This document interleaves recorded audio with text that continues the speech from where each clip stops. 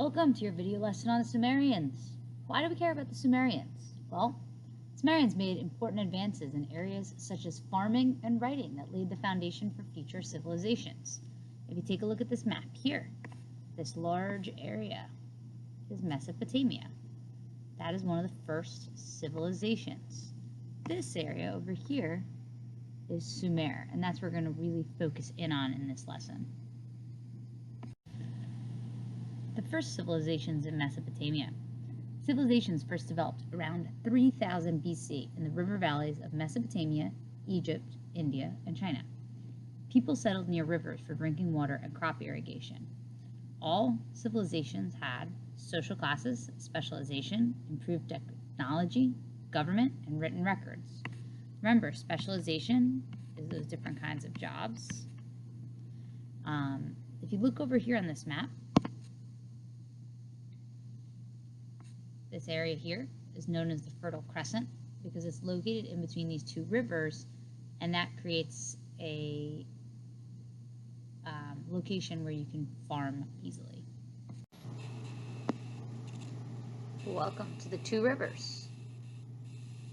Mesopotamia is actually known as the land between two rivers. It's in modern-day Iraq, which is located between the parallel Tigris and Euphrates rivers, which you saw in the previous slide. Mesopotamia is in the Fertile Crescent, a strip of good farmland between the Mediterranean Sea and the Persian Gulf. Archaeologists learned about Mesopotamia in the 1800s, but farming villages started popping up in this area around 4000 BC.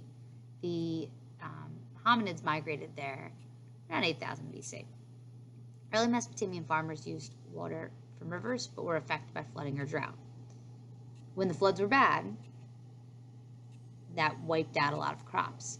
But after the floodwater receded, it provided silt, which was good for farming and helped create fertile harvests. Irrigation allowed farmers to store surpluses, which led to specialization. Specialization allowed small farming villages to grow into larger cities.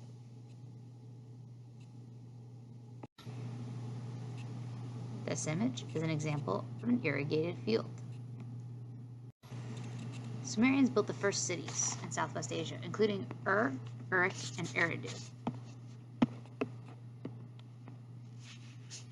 Each city was cut off from its neighbor by scorching desert and mud. This led to cities becoming independent, raising crops, or making their own goods. They gained political and economic control of the lands around them. Sumerians used mud from the rivers to create walls to protect their cities. However, they still went to war over resources and land. During peacetime, they formed alliances to protect their interests. You can see here, if you look on the map, right, there's Uruk, this area around it. A lot of that would have been desert, and that would have made it cut off from neighboring cities. In terms of religion, Sumerians were polytheistic. This means they believed in many gods. Remember, the word poly means many.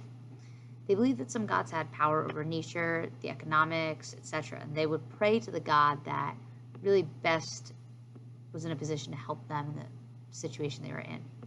Each city-state honored their gods with a large ziggurat, as you see here, where only special priests were allowed to go.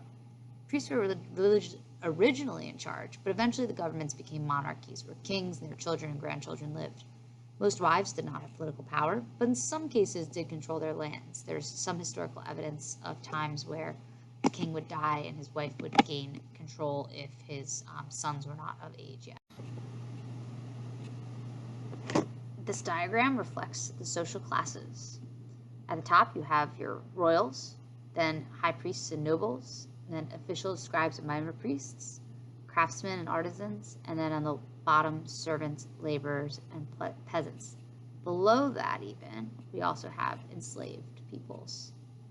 Women had few civil rights and typically ran homes and children, even at higher ends of the social spectrum. Men were typically the head of the home and trained for jobs. The Sumerians are well known for their many contributions. They contributed to areas like math and science. Their economy was all about farming and trading, and sometimes they were able to trade with places like India and Egypt for goods that they did not produce.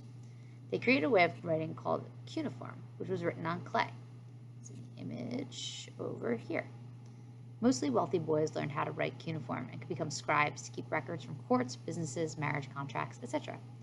Sumerians originally used oral history, which means that stories were passed down from generation to generation, but eventually wrote epics on cuneiform, such as the Epic of Gilgamesh, which is a really famous epic poem about a hero. The people of Mesopotamia were the first to use the wheel. They developed sailboats and plows. They studied mathematics, astronomy, and made a 12-month calendar. These are some of the reasons that we still remember the Sumerians today.